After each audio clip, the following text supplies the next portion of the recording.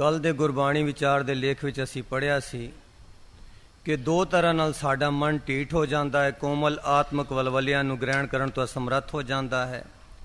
ਇੱਕ ਤਾਂ ਜਦੋਂ ਮਾਇਆ ਵਿੱਚ ਵਿਚਰਦਾ ਹੈ, ਇੱਕ ਫੋਕੇ ਰਸਮੀ ਮੁਰਦਾ ਸਾਧਨ ਵਰਤਦਾ ਹੈ। ਧਾਰਮਿਕ ਕਰਮ ਕਿਰਿਆ ਰਸਮੀ ਭਾਵਨਾਹੀਣ ਰਸਹੀਣ ਸਾਧਨ ਜਦੋਂ ਵਰਤਦਾ ਹੈ, ਉਸ ਨਾਲ ਵੀ ਮਨ ਕਠੋਰ ਹੋ ਜਾਂਦਾ ਹੈ।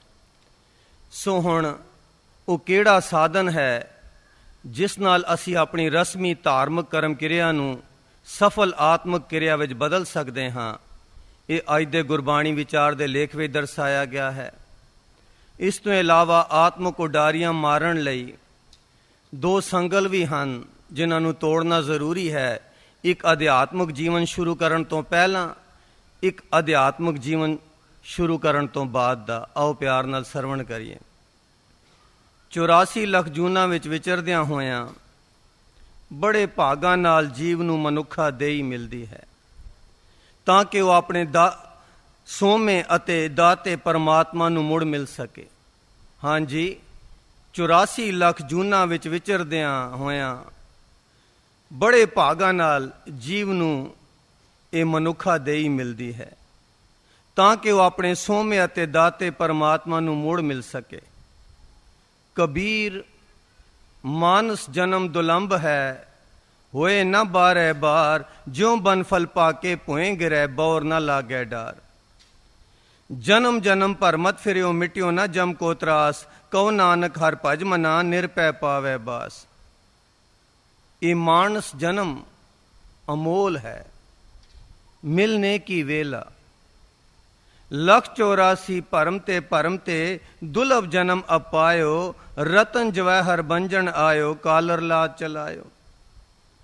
ਪਰ ਅਸੀਂ ਮਾਇਆ ਦੇ ਭਰਮ ਭੁਲਾਵੇ ਵਿੱਚ ਆਪਣੇ ਅਮੋਲਕ ਮਨੁੱਖਾ ਜਨਮ ਨੂੰ ਜਾਂ ਤਾਂ ਮਾਇਆ ਦੇ ਅੰਧ ਗੁਬਾਰ ਜਾਂ ਫਿਰ ਫੋਕੇ ਰਸਹੀਣ ਧਾਰਮਿਕ ਕਰਮ ਕਿਰਿਆ ਤੇ ਰਸਮੀ ਸਾਧਨਾ ਦੀ ਰਟ ਰੂਟੀਨ ਵਿੱਚ ਹੀ ਅਜਾਈਂ ਗਵਾ ਰਹੇ ਹਾਂ। ਕੱਲ ਇਸ ਦਾ ਵਿਸਥਾਰ ਪੜ੍ਹ ਚੁੱਕੇ ਹਾਂ ਕਿ ਆਪਣੇ ਅਮੋਲਕ ਮਨੁੱਖਾ ਜਨਮ ਨੂੰ ਜਾਂ ਤਾਂ ਮਾਇਆ ਦੇ ਅੰਧ ਗੁਬਾਰ ਵਿੱਚ ਜਾਂ ਫੋਕੇ ਰਸਹੀਣ ਧਾਰਮਿਕ ਕਰਮ ਕਿਰਿਆ ਅਤੇ ਰਸਮੀ ਸਾਧਨਾ ਦੀ ਰੂਟੀਨ ਵਿੱਚ ਹੀ ਅਜਾਈਂ ਗਵਾ ਰਹੇ ਹਾਂ। ਸਾਡੀ ਇਸ ਹਾਲਤ ਦੀ ਬਾਬਤ ਗੁਰਬਾਣੀ ਸਾਨੂੰ ਇਉਂ ਤਾੜਨਾ ਕਰਦੀ ਹੈ। ਮਾਨਸ ਜਨਮ ਦਿਓ ਜੈ ਠਾਕੁਰ, ਸੋ ਤੈ ਕਿਉਂ ਬਿਸਰਾਇਓ, ਮੁਕਤ ਹੋਤ ਨਰ ਜਾਂ ਕੈ ਸਿਮਰੈ, ਨਿਮਖ ਨਾ ਤਾਂ ਕੋ ਗਾਇਓ। ਕਹਾਂ ਨਰ ਆਪਣੋ ਜਨਮ ਗਵਾਵੇ, ਮਾਇਆ ਮਦ ਬਿਖਿਆ ਰਸ ਰਚਿਓ, ਰਾਮ ਸ਼ਰਨ ਨਹੀਂ ਆਵੇ। ਕਹਿਤ ਕਬੀਰ ਰਾਮ ਭਜ ਬੋਰੇ, ਜਨਮ ਅਕਾਰਥ ਜਾਤ। ਪ੍ਰਾਣੀ ਗੁਰਮੁਖ ਨਾਮ ਤੇ ਆਏ, ਜਨਮ ਪਦਾਰਥ ਦੁਬਦਾ ਖੋਇਆ, ਕੌਡੀ ਬਦਲੇ ਜਾਏ। ਬੀਤ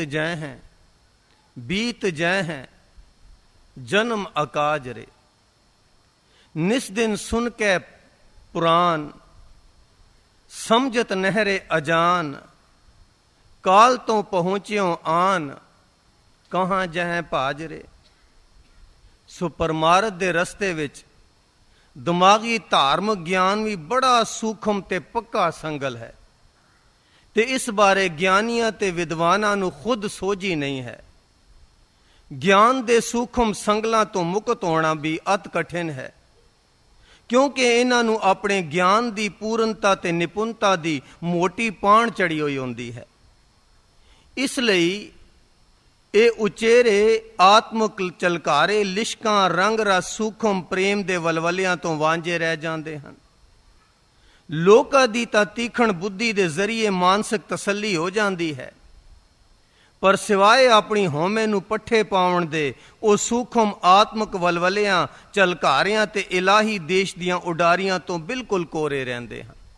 ਧਿਆਨ ਦੇਣਾ ਜੀ, ਜਿਹੜਾ ਨਿਰਾ ਦਿਮਾਗ ਵਿੱਚ ਹੀ ਸੰਤੁਸ਼ਟ ਹਨ, ਦਿਮਾਗ ਤੋਂ ਉਤਾਹਾਂ ਆਤਮਿਕਤਾ ਵੱਲ ਅਧਿਆਤਮਿਕਤਾ ਵੱਲ ਨਹੀਂ ਜਾਂਦੇ, ਉਹ ਤਾਂ ਆਪਣੀ ਫਿਲਾਸਫੀ ਦੇ ਜ਼ਰੀਏ ਤੀਖਣ ਬੁੱਧੀ ਦੇ ਜ਼ਰੀਏ ਲੋਕਾਂ ਦੀ ਤਾਂ ਤਸੱਲੀ ਕਰਾ ਦਿੰਦੇ ਹਨ, ਪਰ ਖੁਦ ਆਤਮਿਕ ਚਲਕਾਰਿਆਂ ਪ੍ਰੇਮ ਸਵੈਪਨਾ ਇਲਾਹੀ ਦੇਸ਼ ਦੀਆਂ ਉਡਾਰੀਆਂ ਤੋਂ ਕੋਰੇ ਰਹਿੰਦੇ ਹਨ ਤੇ ਸਿਵਾਏ ਆਪਣੀ ਹਉਮੈ ਨੂੰ ਪੱਠੇ ਪਾਉਣ ਦੇ ਹੋਰ ਕੋਈ ਫਾਇਦਾ ਨਹੀਂ ਰਹਿ ਜਾਂਦਾ ਇਹੋ ਜਿਹੇ ਗਿਆਨ ਦਾ। ਇਸ ਦਾ ਕਾਰਨ ਇਹ ਹੈ ਕਿ ਇਹ ਤੀਖਣ ਬੁੱਧੀ ਵਾਲੇ ਵਿਦਵਾਨ ਹਰ ਇੱਕ ਗੱਲ ਨੂੰ ਆਪਣੀ ਤੀਖਣ ਬੁੱਧੀ ਨਾਲ ਹੀ ਪਰਖਦੇ, ਤੋਲਦੇ ਤੇ ਨਤੀਜਾ ਕੱਢਦੇ ਹਨ।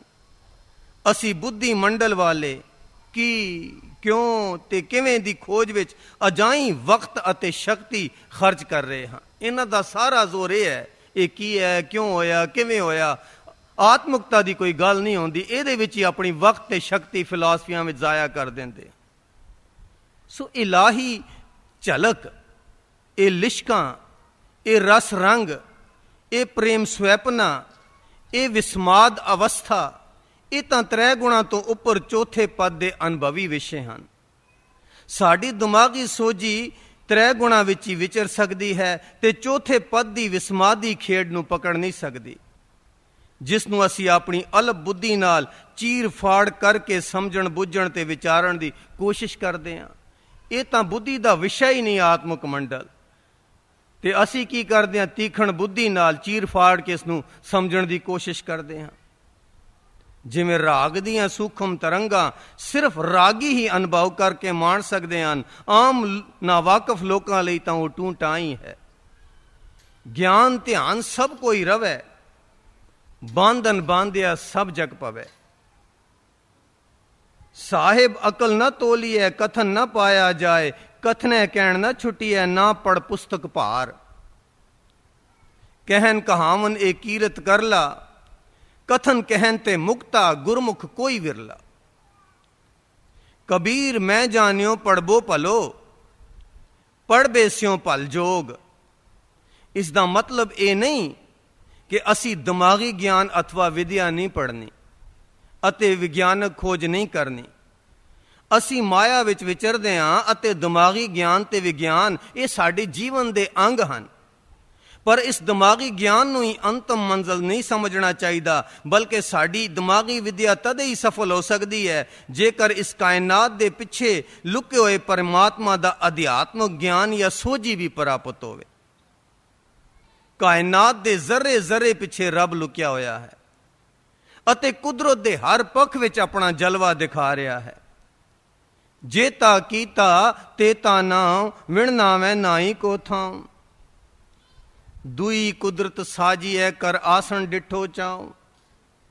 ਬਲਿਹਾਰੀ ਕੁਦਰਤ ਵਸਿਆ, ਇੱਕ ਇੱਕ ਜ਼ਰੇ ਦੇ ਅੰਤਰ ਆਤਮੇ ਰੱਬੀ ਹੁਕਮ ਦੀ ਰਵਾਨਗੀ ਹੀ ਇਹਨਾਂ ਦਾ ਨਾਲ ਲਿਖਿਆ ਹੋਇਆ ਆਤਮਿਕ ਧਰਮ ਹੈ, ਜੋ ਉਹ ਅਣਜਾਣੇ ਅਤੇ ਸਹਿਜ ਸੁਭਾਈ ਕਮਾ ਰਹੇ ਹਨ।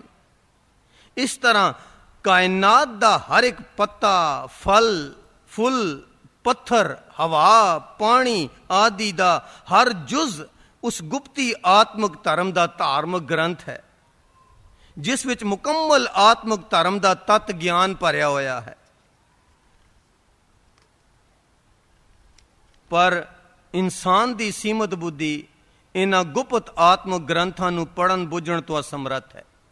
ਧਿਆਨ ਦੇਣਾ ਜੀ, ਕਾਇਨਾਤ ਦੇ ਜ਼ਰੇ ਜ਼ਰੇ ਵਿੱਚ ਆਤਮਿਕ ਤਤ ਗਿਆਨ, ਆਤਮਿਕ ਧਰਮ ਭਰਿਆ ਪਿਆ ਹੈ, ਪਰ ਇਨਸਾਨ ਦੀ ਸੀਮਤ ਬੁੱਧੀ ਇਹਨਾਂ ਗੁਪਤ ਆਤਮਿਕ ਗ੍ਰੰਥਾਂ ਨੂੰ ਪੜ੍ਹਨ ਬੁੱਝਣ ਤੋਂ ਅਸਮਰੱਥ ਹੈ, ਕਿਉਂਕਿ ਸਾਡੀ ਬੁੱਧੀ ਬਾਹਰਮੁਖੀ ਮਾਇਕੀ ਵਿਦਿਆ ਜਾਂ ਵਿਗਿਆਨਕ ਖੋਜ ਵਿੱਚ ਹੀ ਸੰਤੁਸ਼ਟ ਅਤੇ ਮਸਤ ਹੈ। ਅਸਲ ਵਿੱਚ ਅਸੀਂ ਕਾਇਨਾਤ ਦੇ ਛਿਲਣਾ ਦੇ ਗਿਆਨ ਤੇ ਖੋਜ ਵਿੱਚ ਹੀ ਸੰਤੁਸ਼ਟ ਅਤੇ ਮਸਤ ਹੋ ਗਏ ਹਾਂ। ਇਹਨਾਂ ਛਿਲਣਾ ਦੇ ਅੰਦਰ ਗੁੱਝੇ ਨਿਚੋੜ ਤੋਂ ਬੇਖਬਰ ਅਤੇ ਵਾਂਝੇ ਰਹਿ ਜਾ ਰਹੇ ਹਾਂ। ਇਸ ਉੱਪਰਲੀ ਵਿਚਾਰ ਨੂੰ ਗੁਰਬਾਣੀ ਇਉਂ ਸਪਸ਼ਟ ਕਰਦੀ ਹੈ, ਅਕਲ ਇਹ ਨਾ ਆਖੀਐ, ਅਕਲ ਗਵਾਈਐ ਬਾਦ, ਅਕਲੀ ਸਾਹਿਬ ਸੇਵੀਐ, ਅਕਲੀ ਪਾਈਐ ਮਾਨ, ਅਕਲੀ ਪੜ੍ਹ ਕੇ ਬੁਝੀਐ, ਅਕਲੀ ਕੀਚੈ ਦਾਨ। ਨਾਨਕ ਆਖੈ ਰਾਹੋ ਏਓ, ਹੋਰ ਗਲਾਂ ਸ਼ੈਤਾਨ। ਗੁਰ ਪ੍ਰਸਾਦੀ ਵਿਦਿਆ ਵਿਚਾਰੇ, ਪੜ ਪੜ ਪਾਵੈ ਮਾਨ, ਆਪਾ ਮਦੇ ਆਪ ਪ੍ਰਗਾਸਿਆ, ਪਾਇਆ ਅੰਮ੍ਰਿਤ ਨਾਮ। ਉੱਪਰਲੀ ਪੰਕਤੀਆਂ ਵਿੱਚ ਦਰਸਾਇਆ ਗਿਆ ਹੈ ਕਿ ਅਕਲ ਦੁਆਰਾ ਅਸੀਂ ਵਾਦ ਵਿਵਾਦ ਵਿੱਚ ਜੀਵਨ ਅਜਾਈਂ ਨਹੀਂ ਗਵਾਉਣਾ। ਹਾਂਜੀ, ਅਕਲ ਬੁਰੀ ਨਹੀਂ ਹੈ, ਪਰ ਅਕਲ ਦੁਆਰਾ ਅਸੀਂ ਵਾਦ ਵਿਵਾਦ ਵਿੱਚ ਜੀਵਨ ਅਜਾਈਂ ਨਹੀਂ ਗਵਾਉਣਾ, ਬਲਕਿ ਉਸ ਅਕਲ ਨਾਲ ਆਪਣੇ ਸਾਹਿਬ ਪਰਮਾਤਮਾ ਦੀ ਸੇਵਾ ਅਥਵਾ ਸਿਮਰਨ ਕਰਨਾ ਹੈ ਤੇ ਸਿਮਰਨ ਕਰ ਕਰਕੇ ਪਰਮਾਤਮਾ ਨੂੰ ਬੁੱਝਣਾ ਹੈ, ਉਸ ਦੇ ਤਤ ਗਿਆਨ ਨੂੰ ਪ੍ਰਾਪਤ ਕਰਨਾ ਹੈ ਅਤੇ ਇਸ ਤਰ੍ਹਾਂ ਦਰਗਾਹ ਵਿੱਚ ਮਾਣ ਪ੍ਰਾਪਤ ਕਰਨਾ ਹੈ। ਇਸ ਤਰ੍ਹਾਂ ਫਿਰ ਪ੍ਰਾਪਤ ਕੀਤੇ ਹੋਏ ਉਸ ਆਤਮਿਕ ਧਰਮ ਦੇ ਤਤ ਗਿਆਨ ਦਾ ਦਾਨ ਅਤੇ ਪ੍ਰਚਾਰ ਕਰਨਾ ਹੈ। ਹਾਂਜੀ, ਅਕਲ ਨਾਲ ਆਪਣੇ ਸਾਹਿਬ ਪਰਮਾਤਮਾ ਦਾ ਸਿਮਰਨ ਕਰਨਾ ਹੈ। ਸਿਮਰਨ ਕਰ ਕਰਕੇ ਪਰਮਾਤਮਾ ਨੂੰ ਬੁੱਝਣਾ ਹੈ, ਆਤਮਿਕ ਧਰਮ ਦੇ ਤਤ ਗਿਆਨ ਨੂੰ ਬੁੱਝਣਾ ਹੈ। ਫਿਰ ਪ੍ਰਾਪਤ ਕੀਤੇ ਹੋਏ ਉਸ ਆਤਮਿਕ ਧਰਮ ਦੇ ਤਤ ਗਿਆਨ ਦਾ ਦਾਨ ਅਤੇ ਪ੍ਰਚਾਰ ਕਰਨਾ ਹੈ। ਇਸ ਅਸਲੀ ਆਤਮਿਕ ਰਾਹ ਅਥਵਾ ਧਰਮ ਤੋਂ ਇਲਾਵਾ ਹੋਰ ਸਾਰੀਆਂ ਸਿਆਣਪਾਂ, ਚਤਰਾਨੀਆਂ ਜਾਂ ਗਿਆਨ ਇਹ ਸ਼ੈਤਾਨ ਅਤੇ ਹਾਨੀਕਾਰਕ ਸਾਬਤ ਹੁੰਦੀਆਂ ਹਨ।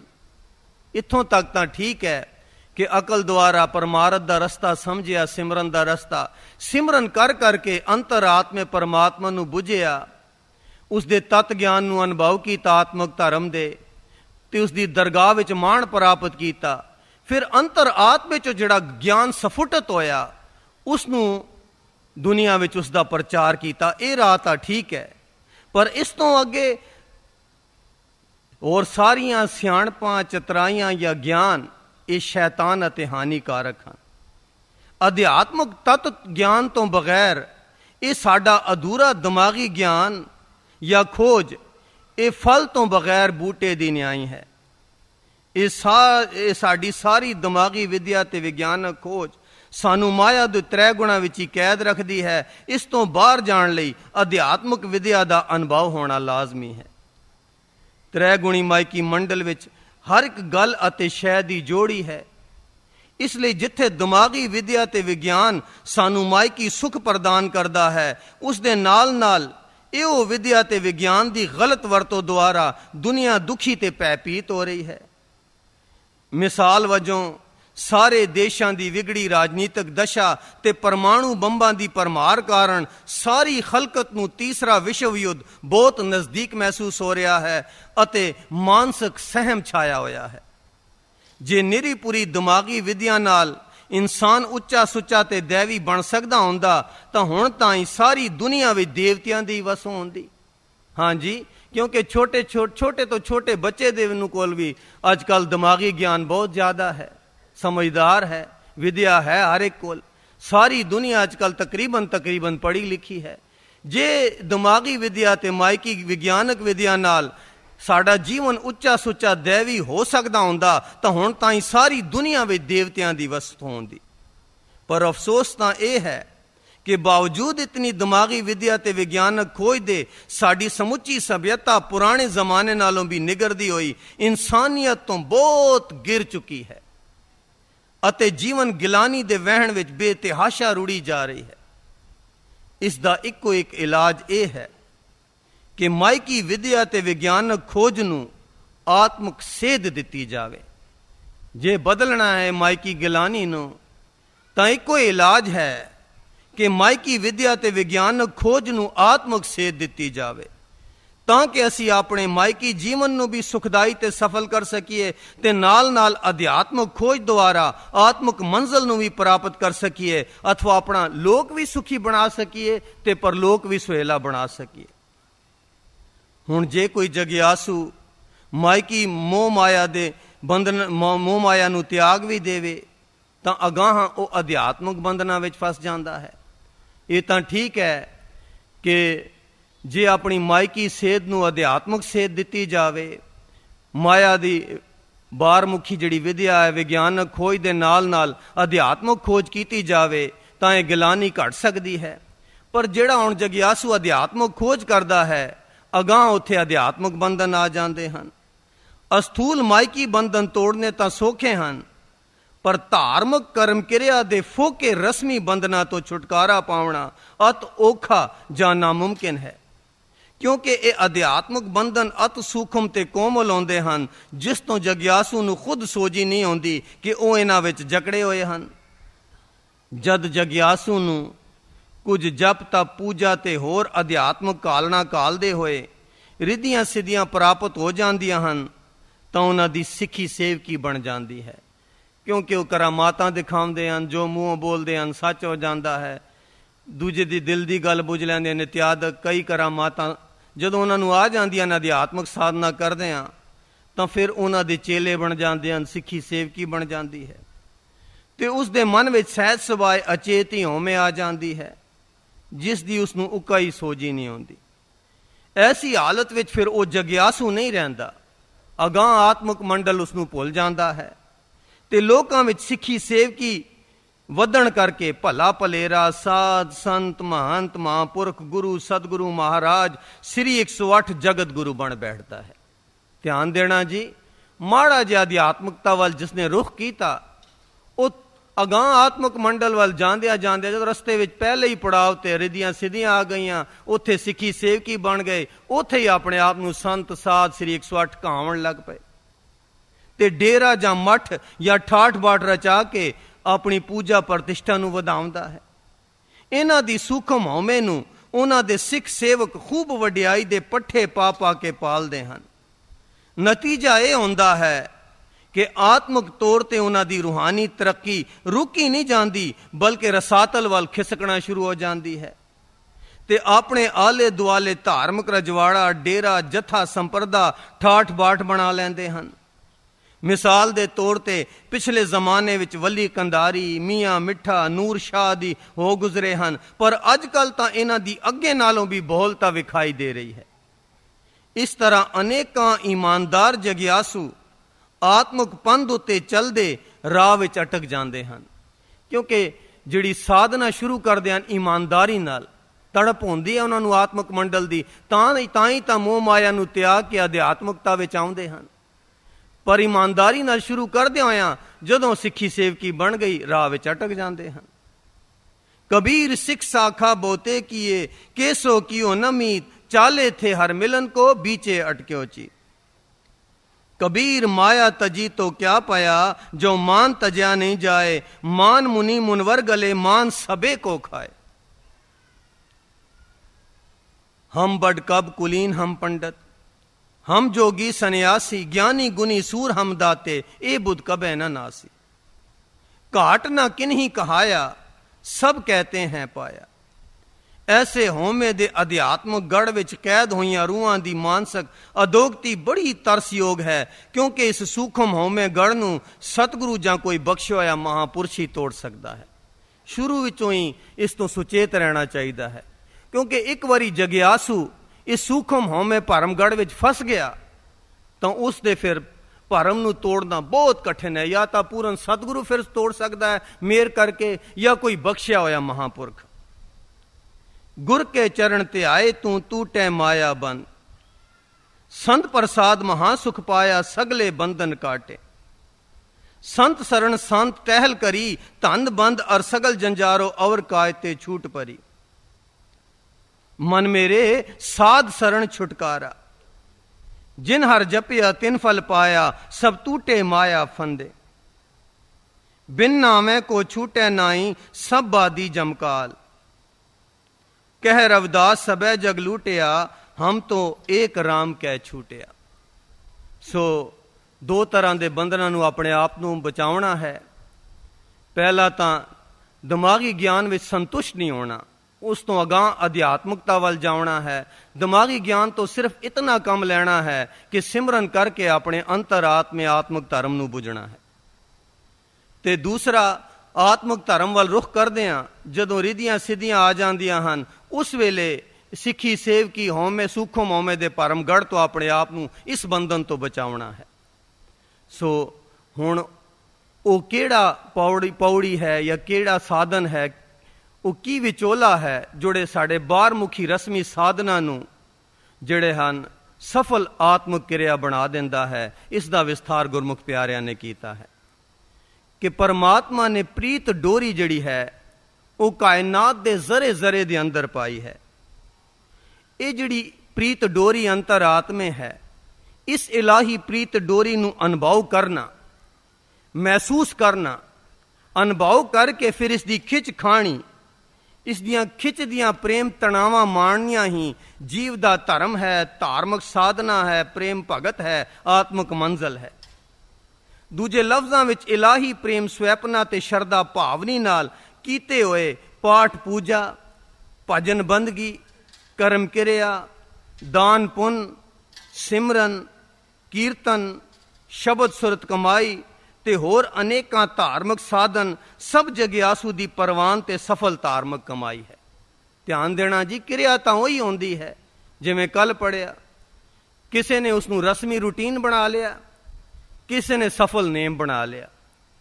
ਸੋ ਜਦੋਂ ਉਸ ਪ੍ਰੀਤ ਡੋਰੀ ਨੂੰ ਅੰਤਰਾਤਮੇ ਅਨੁਭਵ ਕੀਤਾ ਤੇ ਉਸ ਪ੍ਰੀਤ ਡੋਰੀ ਵਿੱਚੋਂ ਜਿਹੜੀਆਂ ਪ੍ਰੇਮ ਸਵੈਪਨਾਵਾਂ ਨਿਕਲਦੀਆਂ ਹਨ, ਸ਼ਰਧਾ ਭਾਵਨੀ, ਆਤਮਿਕ ਸ਼ਰਧਾ ਭਾਵਨੀ ਉਸ ਪ੍ਰੀਤ ਡੋਰੀ ਵਿੱਚੋਂ ਜਦੋਂ ਨਿਕਲਦੀ ਹੈ, ਉਸ ਪ੍ਰੇਮ ਸਵੈਪਨਾਵਾਂ ਦੇ ਨਾਲ, ਉਹ ਜੀ ਆਤਮਿਕ ਸ਼ਰਧਾ ਭਾਵਨੀ ਨਾਲ ਕੋਈ ਵੀ ਧਾਰਮਿਕ ਕਰਮ ਕਿਰਿਆ ਕੀਤਾ ਜਾਵੇ, ਭਾਵੇਂ ਪਾਠ ਪੂਜਾ, ਭਾਵੇਂ ਭਜਨ ਬੰਦਗੀ, ਭਾਵੇਂ ਕਰਮ ਕਿਰਿਆ, ਭਾਵੇਂ ਦਾਨ ਪੁੰਨ, ਭਾਵੇਂ ਸਿਮਰਨ ਕੀਰਤਨ, ਸ਼ਬਦ ਸੁਰਤ ਕਮਾਈ ਤੇ ਹੋਰ ਅਨੇਕਾਂ ਧਾਰਮਿਕ ਸਾਧਨ, ਇਹ ਸਭ ਜਗਿਆਸੂ ਦੀ ਪ੍ਰਵਾਨ ਅਤੇ ਸਫਲ ਧਾਰਮਿਕ ਕਮਾਈ ਹੈ।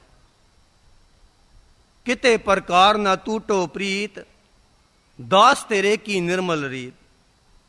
ਸਾਚ ਕਹੋ ਸੁਨ ਲਿਓ ਸਬੈ, ਜਿਨ ਪ੍ਰੇਮ ਕੀਓ ਤਿਨਹੀ ਪ੍ਰਭ ਪਾਇਓ। ਨਾਨਕ ਸਾਈ ਭਲੀ ਪ੍ਰੀਤ, ਜਿਤ ਸਾਹਿਬ ਸੇਤੀ ਪਤ ਰਹਿ। ਇਸ ਲਈ ਗੁਰਬਾਣੀ ਵਿੱਚ ਇਲਾਹੀ ਪ੍ਰੀਤ ਪੈਦਾ ਕਰਨ ਵਾਲੀ ਵਿਵੇਕ ਬੁੱਧੀ ਦੀ ਜਾਂਚ ਨਾ ਕਰਨ ਦੀ ਸਿੱਖਿਆ ਤੇ ਪ੍ਰੇਰਨਾ ਵੀ ਦਿੱਤੀ ਗਈ ਹੈ। ਸਾਨੂੰ ਅਰਦਾਸ ਸਿਖਾਈ ਹੈ, ਕਿਉਂਕਿ ਉਹੀਓ ਇਲਾਹੀ ਪ੍ਰੀਤ ਹੈ, ਉਸ ਵਿੱਚੋਂ ਜਿਹੜੇ ਤਰੰਗ ਨਿਕਲਦੇ ਹਨ, ਉਸ ਤਰੰਗਾਂ ਦੇ ਨਾਲ ਕੋਈ ਵੀ ਧਾਰਮਿਕ ਕਰਮ ਕਿਰਿਆ ਕੀਤੀ ਜਾਏ, ਉਹ ਸਫਲ ਹੁੰਦੀ ਹੈ, ਗੁਰੂ ਦੇ ਦਰ ਤੇ ਪ੍ਰਵਾਨ ਹੁੰਦੀ ਹੈ।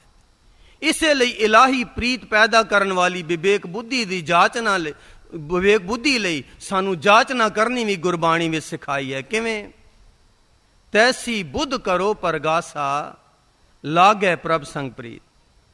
ਤਾਂ ਤੇ ਗੁਰਬਾਣੀ ਦੇ ਸਿਧਾਂਤ ਅਨੁਸਾਰ ਇਹ ਪ੍ਰੇਮ ਸਵੈਪਨਾ, ਪ੍ਰੀਤ ਡੋਲੀ, ਪ੍ਰੇਮ ਤਣਾਵਾਂ, ਪ੍ਰੇਮ ਭਾਵਨਾ, ਪਿਆਰ ਤਾਂਗ ਦੀਆਂ ਸੂਖਮ ਆਤਮਿਕ ਭਾਵਨਾਵਾਂ ਹੀ ਜੀਵਨ ਹੈ, ਸ਼ਬਦ ਹੈ, ਨਾਮ ਹੈ, ਹਰ ਰਸ ਹੈ, ਹਰ ਰੰਗ ਹੈ, ਪ੍ਰੇਮਾ ਭਗਤੀ ਹੈ, ਆਤਮਿਕ ਮੰਜ਼ਲ ਹੈ।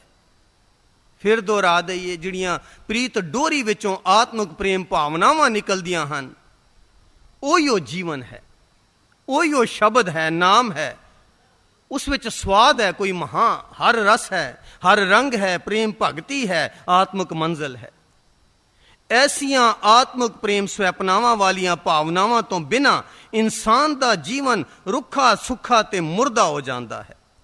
ਧਿਆਨ ਦੇਣਾ ਜੀ, ਜਦ ਤੱਕ ਇਹ ਪ੍ਰੇਮ ਭਾਵਨਾਵਾਂ ਨਹੀਂ ਉਪਜਦੀਆਂ, ਇਨਸਾਨ ਦਾ ਜੀਵਨ ਰੁੱਖਾ ਸੁੱਖਾ ਤੇ ਮੁਰਦਾ ਹੁੰਦਾ ਹੈ, ਭਾਵੇਂ ਉਸ ਮੁਰਦਿਆਣ ਵਿੱਚੋਂ ਧਾਰਮਿਕ ਕਰਮ ਕਿਰਿਆ ਕਰੇ ਜਾਂ ਮਾਇਆ ਵਿੱਚ ਗਲਤਾਨ ਰਵੇ।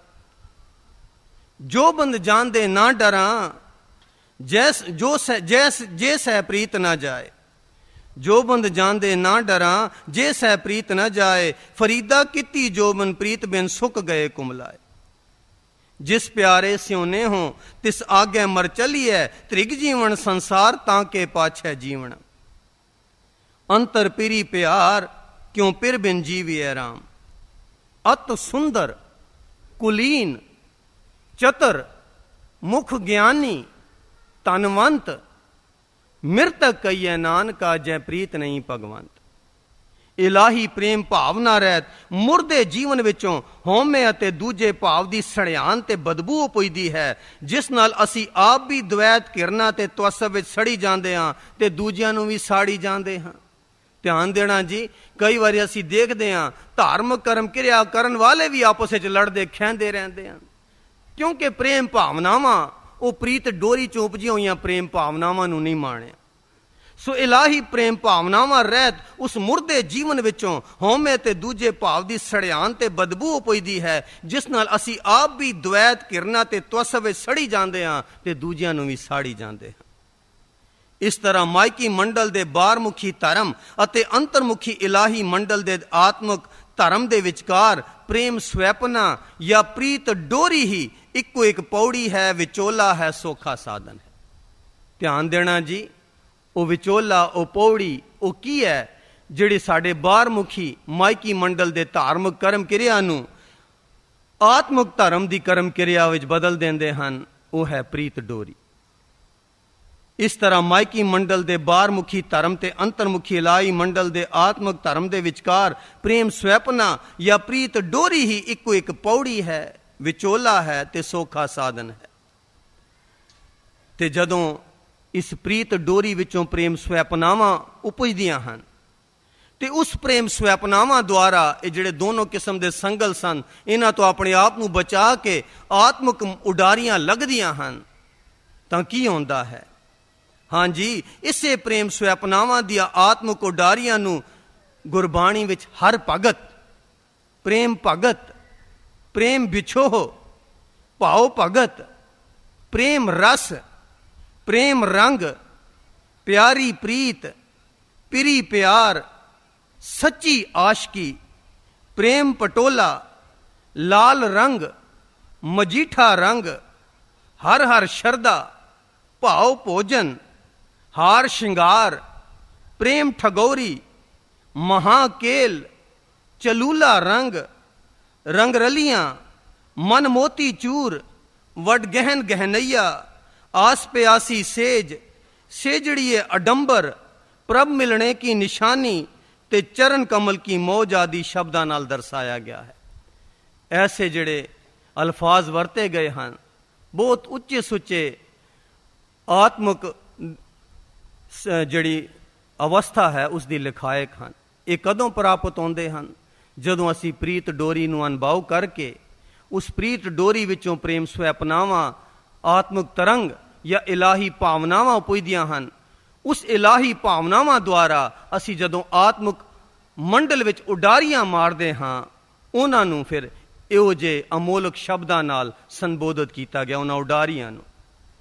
पर यह सवाल ये उठदा है कि हुण उस आत्मिक प्रीत डोरी नूं अनुभव किवें करिए?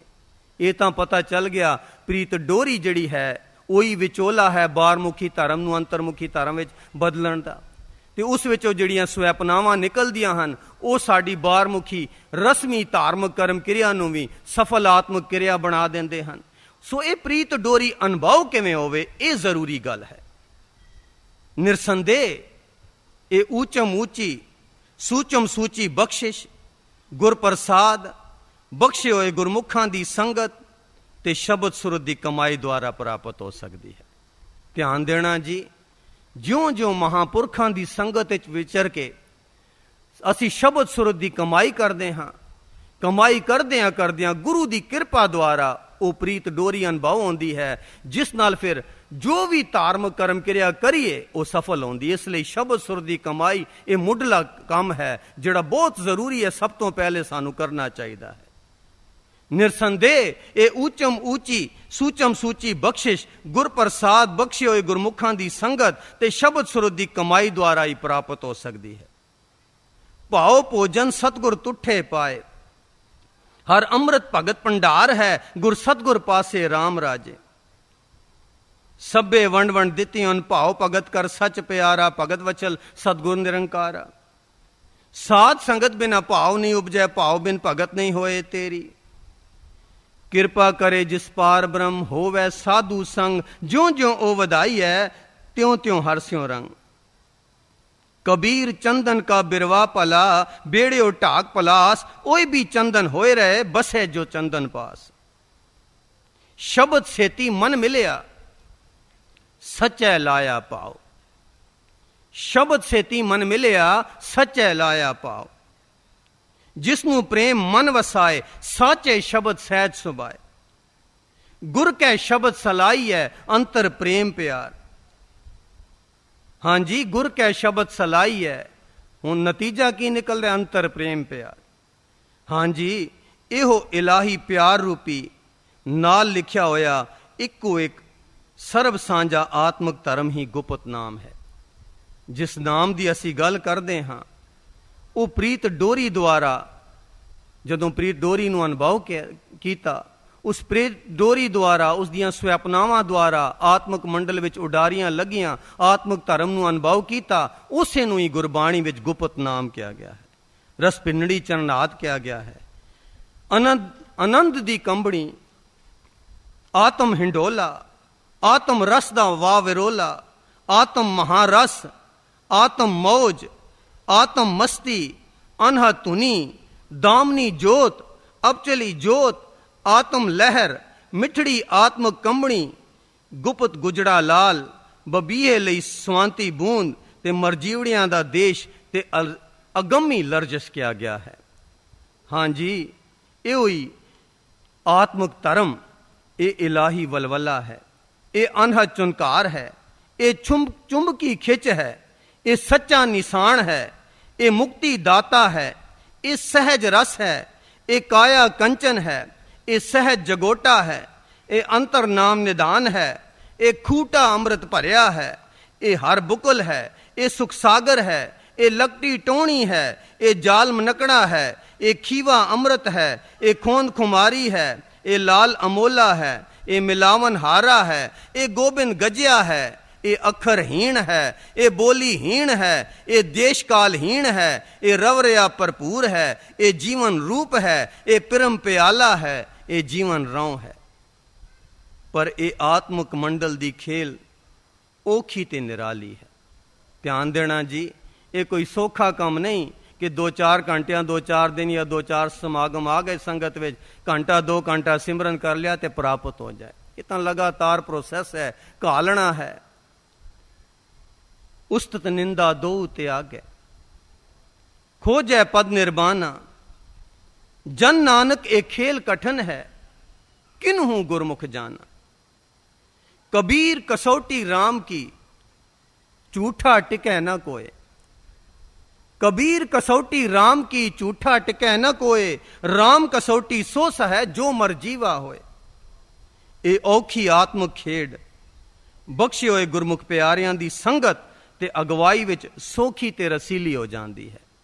ध्यान देना जी, ज्यों ज्यों महापुरखां दी संगत करते हाँ, क्योंकि उन्हां दी संगत दे औरे दे विचकार, नाम जपण वालियां दे संगत दे औरे दे विचों जिहड़ी वाइब्रेशनस निकलदियां हन, ਉਹ ਸ਼ਬਦ ਸੁਰ ਦੀ ਕਮਾਈ ਲਈ ਸਾਨੂੰ ਬਹੁਤ ਸਹਾਇਤਾ ਕਰਦੀਆਂ ਹਨ, ਅੰਦਰ ਵੜਨ ਵਿੱਚ, ਅੰਤਰਮੁਖੀ ਹੋਣ ਵਿੱਚ। ਸੋ ਮਹਾਂਪੁਰਖਾਂ ਦੀ ਸੰਗਤ ਵਿੱਚ ਤੇ ਉਹਨਾਂ ਦੀ ਅਗਵਾਈ ਦੁਆਰਾ ਜੇ ਇਹ ਘਾਲਣਾ ਘਾਲੀ ਜਾਵੇ, ਇਹ ਸੌਖੀ ਤੇ ਰਸੀਲੀ ਸਵਾਦਲੀ ਵੀ ਬਣ ਜਾਂਦੀ ਹੈ। ਗੁਰਬਾਣੀ ਇਸ ਗੱਲ ਦੀ ਗਵਾਹੀ ਭਰਦੀ ਹੈ, ਸਾਧ ਕੈ ਸੰਗ ਨਹੀਂ ਕਛ ਕਾਲ। ਸੋ ਜੀਵ ਇਸ ਮਾਇਕੀ ਜੀਵਨ ਰੋੜ ਵਿੱਚ ਅਭੋਲ, ਅਵਸ਼, ਅਣਜਾਣੇ, ਸਹਿਜ ਸੁਭਾਏ, ਸੁੱਤੇ ਸਿੱਧੀ ਰੁੜੇ ਜਾ ਰਹੇ ਹਨ ਅਤੇ ਜੀਵਨ ਦੇ ਆਤਮਿਕ ਪੱਖ ਵੱਲੋਂ ਬਿਲਕੁਲ ਬੇਪਰਵਾਹ, ਅਣਜਾਣ, ਅਗਿਆਨੀ, ਬੇਮੁਖ ਜਾਂ ਜਾਣਬੁੱਝ ਕੇ ਬੇਪਰਵਾਹ ਮਚਲੇ ਤੇ ਢੀਠ ਹੋਏ ਪਏ ਹਨ। ਹਾਂਜੀ, ਪੜ੍ਹਦੇ ਵੀ ਹਨ ਗੁਰਬਾਣੀ ਵਿੱਚ ਕਿ ਅਮੋਲਕ ਜਨਮ ਪਰਮਾਤਮਾ ਦੀ ਪ੍ਰਾਪਤੀ ਲਈ ਪ੍ਰਾਪਤ ਹੋਇਆ ਹੈ, ਇਸ ਲਈ ਆਤਮਿਕ ਧਰਮ ਨੂੰ ਬੁੱਝਣਾ ਜ਼ਰੂਰੀ ਹੈ। ਪਰ ਆਤਮਿਕ ਜੀਵਨ ਵੱਲੋਂ ਬੇਪਰਵਾਹ ਹੋ ਕੇ ਅਪੋਲ ਹੀ ਰੁੜੇ ਜਾ ਰਹੇ ਹਨ ਮਾਇਕੀ ਜੀਵਨ ਵਿੱਚ ਇਹ ਜੀਵ, ਜਾਣ ਬੁੱਝ ਕੇ, ਮਚਲੇ ਹੋ ਕੇ। ਸੋ ਜੀਵਨ ਦੀ ਇਸ ਮਾਇਕੀ ਬਿਰਤੀ ਨੂੰ ਠੱਲ ਕੇ, ਹਾਂ ਭਰਾ ਕਿੱਧਰ ਜਾ ਰਿਹਾ ਹੈ, ਮਨ ਨੂੰ ਰੋਕੋ, ਠੱਲ ਕੇ, ਇਸ ਦਾ ਰੁਖ ਮੋੜ ਕੇ, ਬਦਲ ਕੇ, ਇਸ ਨੂੰ ਉਕਸਾਉਣਾ, ਸੇਧ ਦੇਣੀ, ਸਹਾਇਕ ਹੋਣਾ, ਆਤਮਿਕ ਜੀਵਨ ਵੱਲ ਪ੍ਰੇਰਨਾ ਕਰਨੀ ਹੀ ਜੀਵ ਦਾ ਸਰਬੱਗ ਧਰਮ ਹੈ। ਧਰਮ ਦਾ ਮੰਤਵ ਕੀ ਹੈ ਕਿ ਜੇ ਰੁੜਨਾ ਮਾਇਆ 'ਚ ਹੀ ਹੈ ਤੇ 2-4 ਘੰਟੇ ਆ ਕੇ ਇੱਥੇ ਵਕਤੀ ਸਵਾਦ ਲੈਣਾ ਹੈ, ਇਹ ਧਰਮ ਨਹੀਂ। ਧਰਮ ਦਾ ਮਤਲਬ ਤਾਂ ਇਹ ਹੈ ਕਿ ਮਾਇਕੀ ਜਿਹੜਾ ਰੋੜ ਹੈ ਉਸ ਨੂੰ ਠੱਲ, ਭਰਾ ਤੂੰ ਕਿੱਧਰ ਜਾ ਰਿਹਾ ਹੈ, ਕਿਹੜਾ ਕੰਮ ਸੀ ਤੇ ਕਿਹੜਾ ਕਰ ਰਿਹਾ ਹੈ, ਰੋਕ ਕੇ ਉਸ ਦਾ ਰੁਖ ਬਦਲ ਕੇ ਉਸ ਨੂੰ ਫਿਰ ਉਕਸਾਉਣਾ, ਸੇਧ ਦੇਣੀ, ਸਹਾਇਕ ਹੋਣਾ ਤੇ ਆਤਮਿਕ ਜੀਵਨ ਵੱਲ ਪ੍ਰੇਰਨਾ ਕਰਨੀ। ਭਰਾ ਬਾਰਮੁਖੀ ਹਟ, ਅੰਦਰ ਵੱਲ ਵੜ। ਇਹ ਇਲਾਹੀ ਜੀਵ ਦਾ ਸਰਬੱਗ ਧਰਮ ਹੈ, ਜਿਸ ਨੂੰ ਗੁਰਬਾਣੀ ਵਿੱਚ ਇਉਂ ਦਰਸਾਇਆ ਗਿਆ ਹੈ, ਸਾਇਰ ਸਪਤ ਭਰੇ ਜਲ ਨਿਰਮਲ, ਉਲਟੀ ਨਾਉ ਤਰਾਵੈ, ਬਾਹਰ ਜਾਤੋ ਠਾਕ ਰਹਾਵੈ, ਗੁਰਮੁਖ ਸਹਿਜ ਸਮਾਵੈ। ਗੁਰਮੁਖ ਹੋਵੇ ਸੋ ਪਲਟਿਆ ਹਰ ਰਾਤੀ ਸਾਥ ਸਿਗਾਰ, उल्टी रे मन उल्टी रे साकत स्यों कर उल्टी रे। अब मन उलट सनातन हुआ, तब जानिया जब जीवत मुआ। गुरबाणी विचार लेख नंबर 56, धर्म या मजहब भाग 11वां। गुरु रू प्यारी साध संगत जी, ये कोई आम लेखनियां नहीं ने, ये गुरमुख प्यारियां ने आप आत्मक जीवन जी के अपने आत्मक अनुभव विचों ये लिखनियां लिखियां ने। इन्हां सारियां लेखनियां विच प्रैक्टिकल जीवन है, पर ये लेखनियां एक दूजे नाल संबंधित ने। ये नहीं कि असीं एक विशा पढ़ लिया, हुण कल पढ़िया कि रस्मी साधना नाल साडा मन ढीठ हो जाता है, अज पढ़िया कि प्रीत डोरियां दी प्रेम स्वैपनावां साडी रस्मी साधना नूं सफल धार्मिक कर्म क्रिया विच बदल सकदियां हन। पर प्रीत डोरी हुण शब्द सुरत की कमाई ते साध संगत विच विचरण नाल प्राप्त होंदी। हुण संगत का विषय भी पढ़ना पड़ेगा कि साध संगत है कि किवें उस तो लाहा लैना है, किवें आत्मक लेवा देवी करनी है, ते शब्द का विषय भी पढ़ना पड़ेगा किवें शब्द सुरत की कमाई करनी है। सो पूरे रस्ते नूं ध्यान नाल समझ के, पर उन्हां कोलों असीं समझ सकांगे जिहड़े आप चले ने। ये लिखतां इसलिए बार बार बेनती की जाती है कि अपने मन के मगर लग के अपने कई साल असीं गवा सकते हैं, क्योंकि आप महापुरख चले हुए हैं। जे उन्हां दी सेहत ते चलीए असीं अपना कई अमोलक समा बचा सकते हैं, छेती ये प्रोसैस कामयाब हो सकता है। सो संगतां इन्हां आत्मक लेखड़ियां नूं लिजाण दी किरपालता करन जी। पर अजकल देखते हैं कि इंटरस्ट बिल्कुल नहीं रहा, ना गुरबाणी वल ना लेखड़ियां वल पिछले समय नालों, क्योंकि रंग तमाशियां की रुचि ज्यादा हो गई है। सो संगतां दे चरनां 'च बेनती है कि मन बीमार है ते बीमार मन जिहड़ा हुंदा है उसनूं दवाई जबरदस्ती देनी पैंदी है। बीमार इंसान नूं खांदा नहीं, कोड़ी लगदी है, ते जदों तंदुरुस्त हो जाता है फिर 36 प्रकार के भोजन खा लैंदा है। इसे तरह इन्हां लिखतां नूं जबरदस्ती मन नूं तमाशियां वालों होड़ होड़ के पढ़ांगे पढ़ांगे पढ़ांगे। जदों मन तंदुरुस्त होवेगा फिर सानूं इन्हां दी कदर पवेगी, फिर गुरबाणी मिठी लगेगी, स्वादली लगेगी। कई गुरु प्यारियां संगतां जिहड़ियां हन उन्होंने समागम का रस माणना चाहुंदियां सन, पर ऐतकी क्योंकि बच्चों के पेपर सन पूरा आनंद नहीं माण सकियां। उन्हां दे चरनां 'च बेनती है कि पूरा समागम आप जी कैस्टां दे विचकार दर्ज है। सारा कीर्तन, सारे गुरबाणी विचार दे लेख, सिमरन, नितनेम इत्यादि आप जी इन्हां सीढ़ियां नूं ले जाके घर बैठ के कमरे विच अखां बंद करके कल्पना करो संगत विच बैठे हाँ तो 2-2 घंटे जे डेली एक सीढ़ी दे एक भाग नूं 2 घंटे सुन लिया, फिर अगले भाग नूं अगले दिन, इस तरह पूरे समागम जिहड़ा असीं मिस कीता है वह घर जाके माण सकते हैं। एक होर जरूरी बेनती है कि असीं अपना गुर इतिहास जदों पढ़ते हैं, पिछले समय जदों गुरु महाराज के समय लोग पुरब मनाते होंदे सन, तो असीं देखते हैं कलगीधर चमत्कार विच भी पढ़ते हैं कि माता जीतो जी, माता गुजरी जी आप हाथां नाल गुरबाणी लिख लिख के वो पुरब वाले दिन संगतां नूं भेंट करते सन। उस वेले छापे खाने नहीं सन। उन्हां दा मंतव यह सी कि उस वेले आत्मक भोजन दिता जावे ताकि मनाया होया पुरब सफल होवे। अजकल भी हुण जदों गुरपुरब आउंदे हैं, गुरु नानक देव जी का पुरब नेड़े आ रहा है, लोग की करते हैं, मिठाइयां वंड देंदे हैं। वो की कीता, डब्बा लिता, 2-2 पीस सारिਆਂ ने घर च 1 मिनट च डब्बा खत्म हो गया। वो तो ठीक है, पर असी उही पुरानी रवायत चलाइए तो बहुत वधिया है। एक समागम दियां 4 सीढ़ियां हैं, इन्हां नूं सोहना पैक बना के अपने दोस्तां रिश्तां मित्रां नूं पुरब वाले दिन ये भेटा करिए ताकि ये कदी खत्म ही नहीं होएगा। घर दे सारे जीव सुनणगे, उन्हां दे अंदर आत्मक रंग भरेगा। ते जे पुरब तो बाद कोई अगले हफ्ते फिर सुनना चाहो सीढ़ी विच ओही सारा भरपूर है, मिठाई की तरह नहीं कि खा लिया तो खत्म हो गया। इहो जिहियां जदों असीं वंडांगे, गुरबाणी विचार दियां लिखतां वंडो, एक किताब वंड दिओ, एक सैट वंड दिओ, 200-250 रुपए की बर्फी आंदी 132 रुपए का सैट है, ये दिओ कि वो तो शरीर नूं लोड़ भी नहीं इन्नी। ते ये जिहड़ी आत्मक है अगले जन्मां विच भी नाल जाणी आत्मक रंगत इसलिए सहायक है। की पता तुहाडा दिता होया ये गिफ्ट वो पढ़द्या तुहानू अगले समागम ते फोन करे, वीर जी ये कित्थों लियाओ, ये कैस्टां कित्थों लिया, सानू भी नाल लै चलो समागमां ते। सो इस करके ये नाल ले जाण दी किरपालता करो ते अपनी नवीं पनीरी नूं भी यही जाच दिओ कि इहो जे पावन मौकिਆਂ ते साडे पुरब जिहड़े हन इन्हां ते गुरबाणी, गुरबाणी दियां लिखतां, गुरबाणी दियां कैस्टां, गुरबाणी दियां सीढ़ियां इन्हां नूं सोहणे सोहणे पैक बना के वंडना चाहिदा है। वाहिगुरू जी का खालसा, वाहिगुरू जी की फतेह।